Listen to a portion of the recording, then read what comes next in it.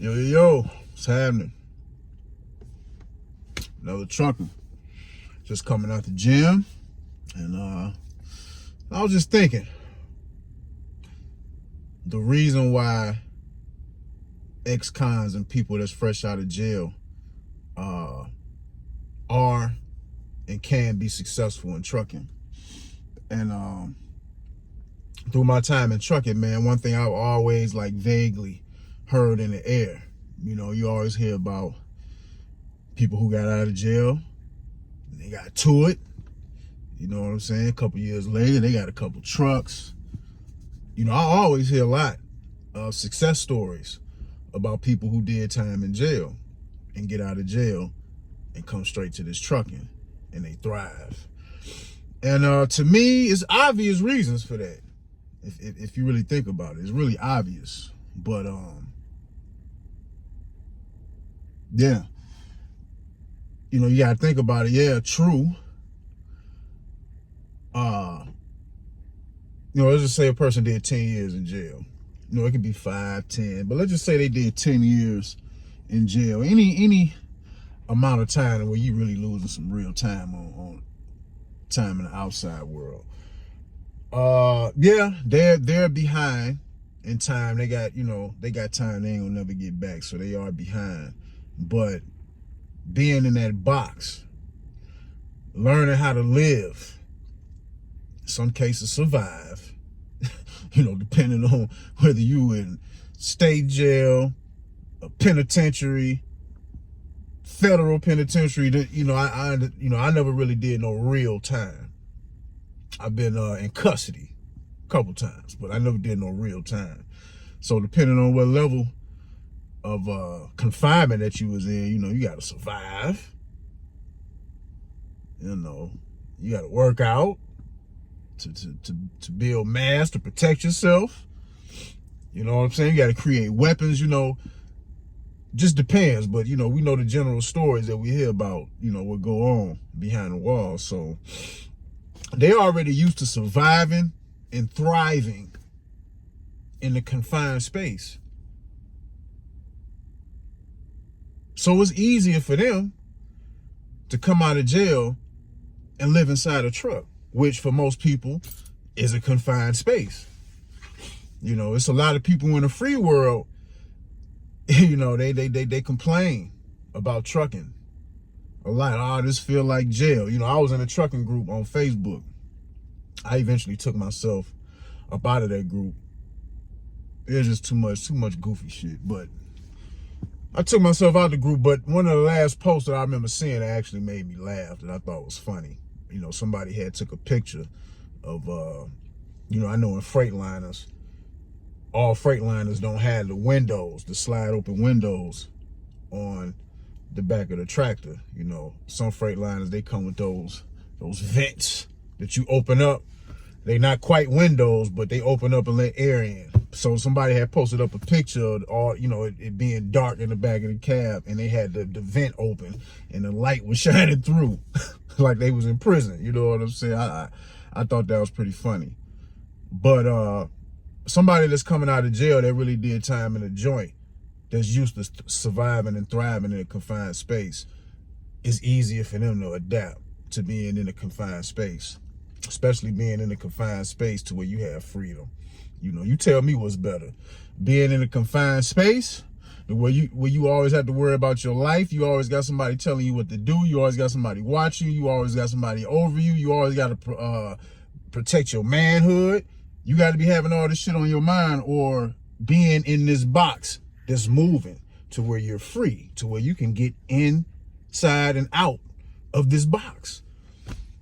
In jail, they gotta thrive off eating a lot of bullshit. They have to, you know what I mean? They have to adapt and psych their mind out to becoming accustomed to making delicacies and making delicacies out of shit that's some bullshit, like spreads. I remember, I thought, the first time I thought they, I hear spreads a lot, but the first time I heard the term about that type of shit was a slam. But I remember when I stayed in Vegas years ago, this was like in 2003, and you know, some people who I was around. It was an older guy. I was like 20, 21. This dude was like almost 30, but he was a Crip from Cali. I think, if I'm not mistaken, I think he was from the rolling 60s. But, you know, these are just some, you know, few cool people who I was around and interacting with when I stayed out there. And I just remember that's the first time I ever heard of a slam. And I forgot how we got on that subject, but he's like, yeah, we used to do this and do that. I'm like, oh, y'all eat that bullshit? He's like, what? Man, this shit is tasty. So that's the first time I ever heard of that shit. But he said slam. You know, I don't know if that's a Cali thing or what, but, you know, more of today when you hear people talk about this shit, they say spreads. So they get used to eating these spreads, and from what it seemed like, them spreads is a delicacy. You know what I mean? Yeah, those spreads are a delicacy. You know, some people, they gotta have resources, or they gotta, you know, be able to barter and trade shit with other cellmates and you know what I'm saying, had a plug to get the shit that they want to be able to make this shit. So a spread to them while they in the joint, that's like one of us going to Roof Chris, going to Steak 48, going to Papados or whatever popping high-end restaurant people like to go to. That's what that shit is like for them in there. You know what I'm saying? So imagine they already used to eating that, which when they get out, they can still be accustomed to eating that shit and they can still save money. Because guess what? They may start off making bullshit in the trucking industry, but they still got more than enough money to enjoy the delicacy that they was used to eating. You know what I'm saying? That shit ain't gonna be nothing for them. Because guess what? I eat oysters out of can with crackers. The chicken biscuit crackers, to be exact. And they got ranch. If you ain't tried, look for those, and I shouldn't even be putting y'all on to this. Because now, people gonna be buying this shit. But the chicken biscuit crackers, ranch, oh my God, those are so delicious. The original crackers is good, but the ranch ones with the smoked oysters out the can, I prefer the Reese's oysters out of can. Those are, you know, a lot of people think that shit is disgusting, but to me, that shit is A1. And I eat oysters because I like them. I eat them any type of way. Rockefeller, raw, you know what I'm saying? I haven't been to New Orleans yet, but one of these days, I'm going to go to New Orleans, kick it down there for a weekend just to eat. And I want the oysters. Yeah, so I fuck with oysters a lot. And that's part of the reason why I'm in my 40s and I don't have to use no honey or no pills or nothing to knock some shit down, if you know what I'm talking about. If you know, you know. You know what I mean? So, yeah, man, they already coming out the joint, already used to being able to thrive with little or nothing in a confined space.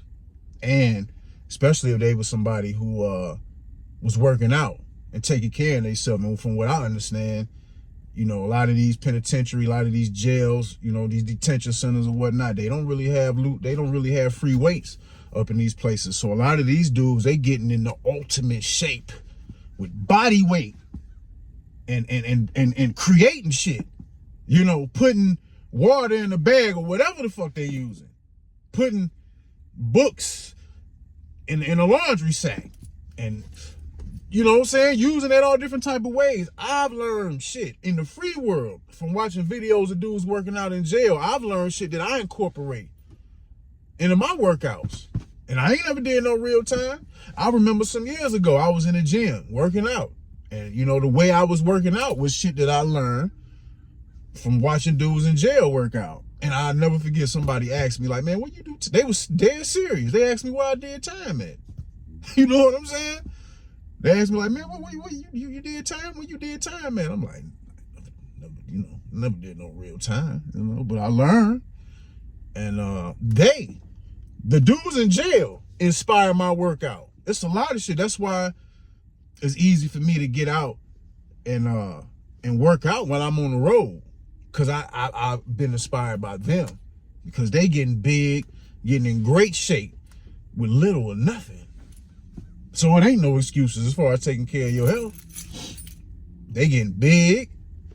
I mean, great shape, eating bullshit to a degree. You know what I'm saying? The bullshit works if they however they eating, whatever, you know what I'm saying, however they got their shit going, it can work in their favor depending on what they doing, especially when it comes to putting on mass and building muscle and being able to have the energy to work out every day. You know, carbs, you know, from the noodles and shit like that. You know what I mean? Them carbs. Now, yeah, all that sodium and starch and all that shit is bad. But if you really working out, you know, them carbs is giving you energy to do what you need to do. So in some ways, it balances itself out. But yeah, you know what I'm saying? I learned a lot from dudes, you know, just from catching little videos of how dudes be working out in jail. I do burpees a lot. A lot of people can't. Burpees is when I first started doing burpees, that shit was painful. Burpees ain't shit for me to do. Do burpees like clockwork. You know what I'm saying? So I learned a lot from them dudes in jail, and incorporated a lot of shit that they doing to what I'm out here doing in the free world. Sometimes I don't even need to go to the gym. Sometimes I go to the gym just to get on the bars. You know what I'm saying? So a person in jail, a person that's coming out the joint, that know how to, that, you know, had to learn how to thrive in a confined space, they can easily make it out in trucking because, yeah, they might have lost some time in the free world, but coming out, if they gonna come out and dedicate, because they ain't got shit else to lose, and it's gonna be hard for them. Well, let me rephrase that. Okay, you coming out of jail with nothing, you don't have shit to lose, and you getting into trucking. You know, you got more leverage to dedicate your whole self, you know, to this trucking shit.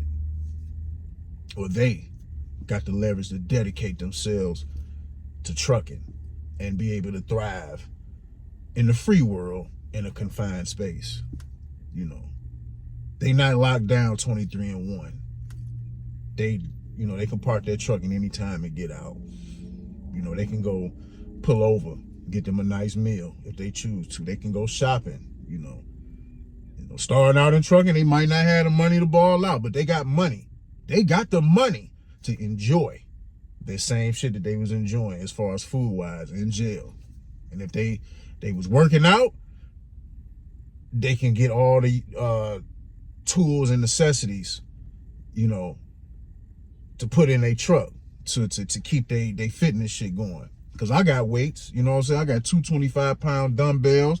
I got a couple weight vests. I got a push-up platform where you take the handles off and you can switch them on different parts of the board and work out different parts of your upper body, whether it's your shoulders, your chest, your triceps, shit like that. Jump rope, ab roller. I got all this shit in my truck. I don't try to put a whole lot of weight in my truck, but I got all different type of shit to use. You know what I'm saying? I'm never without when it comes to working out. So they can do all that because they already used to it. And them coming into the game, already being used to being able to thrive in a confined space, they are, you know, yeah, like I said, they behind in time in the free world, but they really coming in steps ahead of most people in trucking. So just remember that, you know, if you somebody that's just getting out of jail, or if you in the joint and, you know, you got a release date, especially you got a release date that's coming up soon or whatnot, you thinking about what you're gonna do. If you're thinking about getting into trucking, just remember, you're already mentally ahead of a lot of people in this trucking. Because a lot of people can't handle this shit mentally. A lot of people can't handle being by themselves in that confined space. So if you were somebody that was really in a joint, you know, especially if you went to the joint or you know, you got locked up because you was out here trying to get money, you're gonna be able to apply pressure to that hustle on this truck and shit 10 times over, you know. And it's all about mindset.